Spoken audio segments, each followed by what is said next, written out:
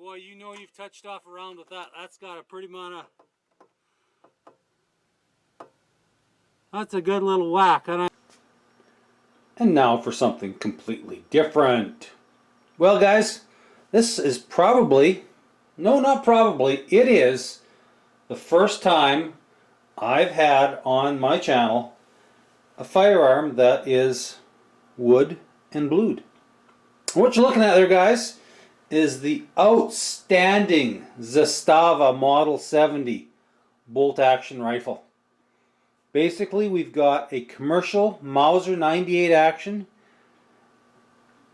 with modern metals on a really nice piece of Turkish walnut in an extremely capable hunting caliber. Yeah, big deal, I like my Model 70. Well, yeah, you like your Model 70.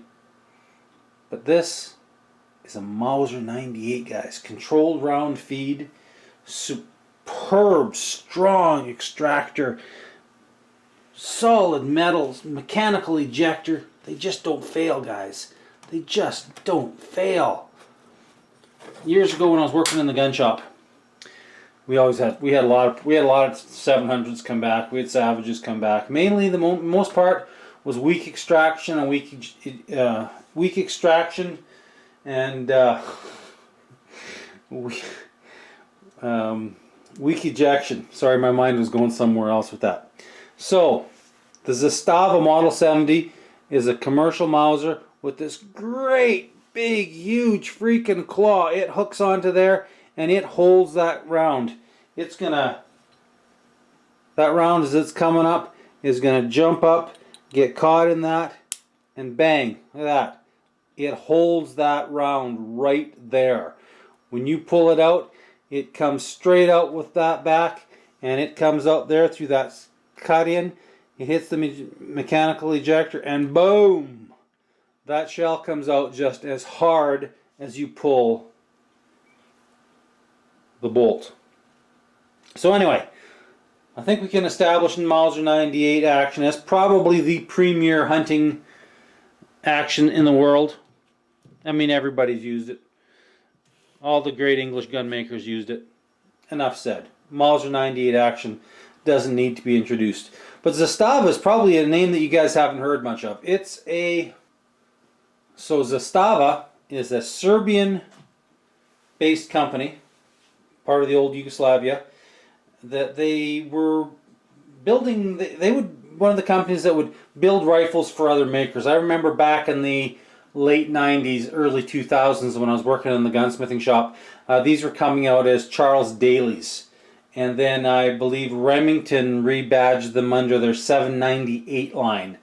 I don't think that's still available anymore. Now Zastava is just marketing plain old Zastava rifles and first-rate rifles. Absolutely first-rate.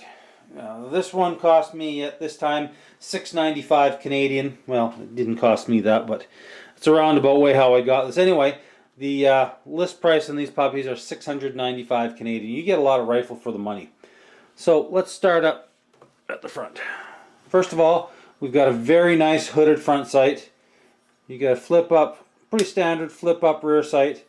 And it uses your standard Mauser 98 bases, which are Weaver, which I believe are 96, 97 for the front and rear base. And I'm rocking some Burst Z-rings and an older early 2000s Leupold 3x9 M8 scope, which for the caliber this is in is pretty much all you're going to need. It has a very nice side mounted safety, and what I really like about this is that you can keep it in safe, but you can open the bolt in safe mode. Top feed, 5-round magazine plus 1, so you can actually get 6, and it has a very nice floor plate metal receiver. There is not a lick, there is not a single piece of plastic on this entire rifle. This is old school, old world, blued steel and walnut stock rifle. You can't get it. Even the trigger guard is steel. And of course you're going to have a little bit, pay a little bit more weight, price and weight. This is about 8 pounds dry. It's a heavyish rifle. But you know what? It's a great, great rifle. I really like it. So, having said that, recommended, highly recommended. It doesn't. It strays from the Mauser 98 type trigger with more of a commercial modern trigger unit that is adjustable for weight, over travel, and take up. It is adjustable by the user, but I'm going to say this again: unless you do it all every day, take it to a smith. It's an easy fix for him. It'll probably cost you less than 50 bucks. I dicked around with a little bit. I got it down to about 4.5 pounds, but I still have a little bit of trigger creep in it. I've got a good buddy who's a gunsmith. He's gonna rack it up for me. I have I did bed the rifle. It wasn't the wood to metal fit wasn't great. I'll admit that. So I've done a full length bedding on it. We've got full bedding here and here, and we're supported out to here on the front of the barrel. As you can see, it's a really big, thick stock, and I pulled it back quite a bit. I'm not sure if that's coming out on film, but you can just make out the line of the bedding compound. From here out, we're fully free floated, but the barrel channel is in about almost 1/8 of an inch of bedding material, so that just adds some weight to it. Stock factory checkering, not so great. It's there, not a lot of traction. You could take yourself a tool and cut some checkering and clean it up. You know, we've got to add a little bit of put a little bit of poly in there to seal the wood. So you know, there are a few little areas of concern that you do need to look at. But when you look right at it, guys, you're looking at 700 bucks, $695 plus shipping for an extremely well-made, very durable rifle that's going to last you forever. Quite honestly, the bluing and the finish of the wood is on par. It's actually better. The bluing is better than the last Savage and Remington I looked at. It's right up there. This model, at least, this particular rifle I have, the bluing's right up there with old Winchesters. It's deep, it's blue, it's nice. It's smooth. It's really well finished. The action's a little. There's some tool marks inside here, but this will get worked out. You know, the receiver could use a couple more steps of polishing maybe, but you know, at that price point, I think at that price point you can't go wrong. So, what caliber did I get? 30-06? Nope. 308? Nope. 300 Win Mag? No. 375? No, getting close. I got something very funky, guys. 9.3 by 62 Mauser, or 9.3 by 62 millimeter. Mauser didn't. None of the Mauser brothers came up with this. It was another German gunsmith, but it was adopted in the early 1900s as a cheap and cheerful round for German colonists in Africa. So what we've got here is basically a necked up 30-06 to 366. So you can say maybe a 35 wheeling or a 338-06 on steroids. Now that's comparison, the 9.3 by 62 on the left and a 308 Winchester on the right. So you can at least pack a pretty good wallop at both ends. When you touch one of these puppies off, yeah, you feel this. You know you're shooting. You know you're shooting something here. Now, bullet weight and velocity and accuracy and all that kind of stuff. A couple of the gun stores I went into, they had no idea what 9.3 by 62 was, so I educated them a bit, and they had some in stock. So I picked up some of the Remington 285 grain pointed soft points and got it sighted in. And that's the first group I had, about 1 inch, an inch and a bit. And the second group right there, 1.5 inches. So those are the first 6 shots, well, not the first 6 shots. These are the first 2 groups that rifle had shot. And I'm happy with that for a hunting rifle. A 1 inch hunting rifle with a 285 grain bullet, oh, I'll take that all day long. Absolutely. I'll take that all day long.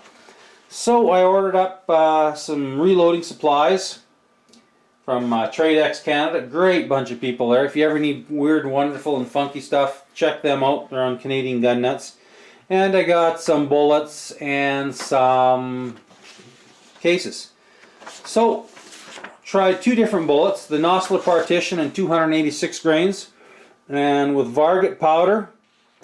At 53.5 grains of Varget powder, I'm getting about 2,200 feet per second at 1.25 inches.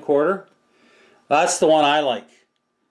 54.5 grains of Varget giving me 2,239 feet per second. I wouldn't mind to bump that up by a couple hundred feet. But we're shooting into a 3/4 inch group. And then this one, a 55.5, 2,274 feet per second. But we're broken out to about 1.5 inches on that. So there's some potential. I'm going to try some Reloader 15 in the next batch. I was recommended Varget, but we're going to try some Reloader 15.